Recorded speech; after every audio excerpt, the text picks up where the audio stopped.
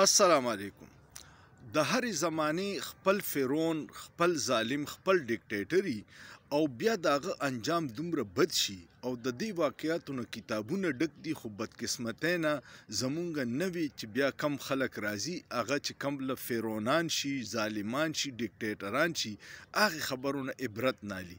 د شام کې چې بشر الاسد کم ظلمونه کړي او د هغه حکومت ختم شو او اوسه کم واقعیات راځي نو ډېر افسوسناک دي. د شام د جیلونو حل ډېر بد دی او هغه داسې یو کمپلیکس نظام یې جوړ کړی انډرګراوند چې هغې ته ته به وایې چې د هالیوډ فلمونو کې کم هغه ډېر پر اصرار ځګونه یې جوړ کړي چې په ډېر خاص دروازو باندې لاکس لګېدلي، کوډونه یې پې د نه بغیر نه کولاویږي. خو کوششونه کوي او ډېر خلک ترې راوځي او ډېر عجیبه عجیبه واقعیات دي. ځینې خلک داسې دي چې د 10 کاله نه پکې وو او هغوی چې راووته نو د هغوی هېڅ کار نه کوي، خپل ځان نه پېژني، نوم ورته نه ورځي چې زه څوک یم، خپل پهچان یې ختم شوی. ځینې خلک داسې دي چې هغوی د سره موبایل نه پېژني، 10 کاله مخکې موبایل نه پېژني، انټرنیټ نه دي خبر، د هېڅ نه دي خبر.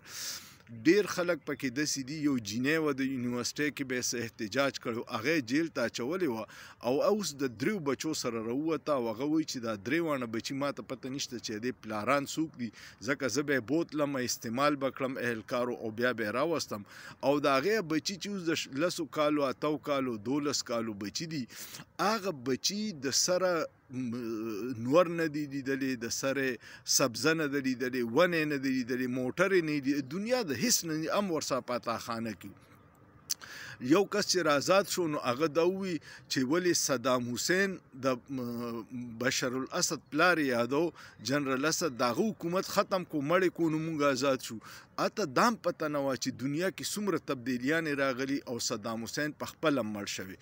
او دا بشر الاسد غونته ډیکټیټران چې خپل ملک کې یو شکنجه کې راګیر کړي، د ټول ملک د سیاه او سفید مالکانانی څوک ته غږ نشي کولی او اخري وخت دی چې هغه ته په خپل ملک کې د قبر ځای میلاو نشي. هغه اوس د فیملی سره تلی دی او په روس کې دیره دی.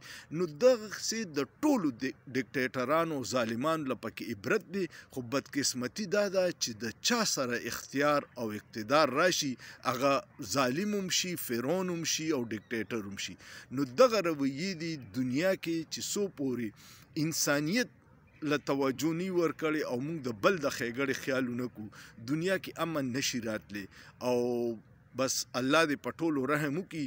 د زمونږ دا خلک چې ظالمان د بشر الاسد نه عبرت والي، ځکه چې کم ظلم زمونږ په ملک کې روان دی، اواز نشي کولی، په پرامن خلکو ګولۍ چلیږي، احتجاج کیږي، په سوشل میډیا پوسټ کوي نو تا چوتئ، میډیا باندې پابندي ده. او دا ټول ظالمان چې دي، فرسوده نظام چې دی، دا چې اقتدار ختم شي نو بیا د ملک نه تختی، بیا یې دلته کې ځای نه، ځکه چې بچي دوی مخکې سیټل کړي، د دوی کاروبار بهر دی، د دوی د بچو سکولونه بهر دي، د دوی کورونه بهر دي، دلته دوی صرف اقتدار مزوله راځي او چې اقتدار ختم شي د شپې بیا تښتېدلي.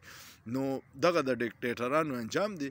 الله دې په ټولو باندې رحم وکړي او الله دې پاکستان له داسې یو د انصاف نظام ورکړي چې موږ د دې ظالمانو نه خلاص شو. ستاسو څه خیال دی؟ ویډیو کومه خوښه شوه کمنټ وکړئ، لایک یې کړئ، شیر یې کړئ او سوچ پې وکړئ، په سوچ کې څه ګناه نشته.